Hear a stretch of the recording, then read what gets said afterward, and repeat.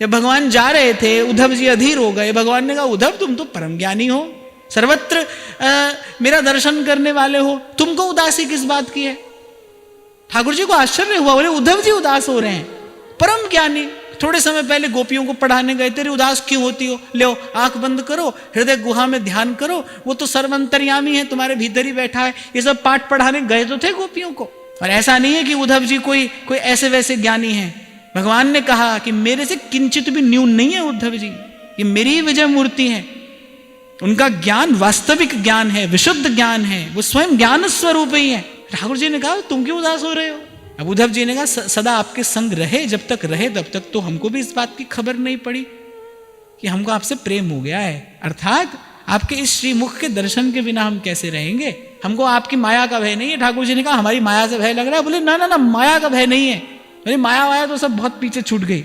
समस्त भक्ति साहित्य में उद्धव जी का ही एक वाक्य मिलता है, आपकी माया को जीत लिया हमने। ये एक वाक्य मिलता है सारे भक्ति साहित्य में, वरना सबको माया से डर लगा है, और डरना चाहिए, क्योंकि मम माया दुरत्या। एक उद्धव जी ने कहा है, बोले आपकी माया को तो हमने जीत लिया। पर इसमें उद्धव जी ने ये नहीं कहा हमने जीत लिया, कैसे? आपके प्रसाद के बल पर। तो महिमा प्रसाद की कही है यहां भी उद्धव जी ने।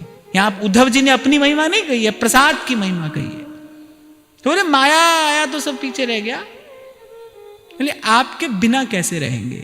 आपके श्रीमुख के दर्शन के बिना कैसे रहेंगे? आपकी ये अमृतोपम वाणी कैसे सुनेंगे? आपके शब्द कैसे कान में पड़ेंगे?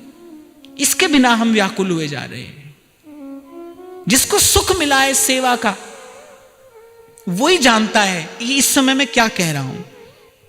जिसने सेवा करके सेवा का सुख पाया है, जिसने सेवा सुख की अनुभूति की है, वो जानता है कि मैं क्या कह रहा हूं। उसको 3 लोक का वैभव दो, कहेगा नहीं भाई, सेवा के बिना नहीं रह सकते, दर्शन के बिना नहीं रह सकते, हम प्रसाद के बिना नहीं रह सकते।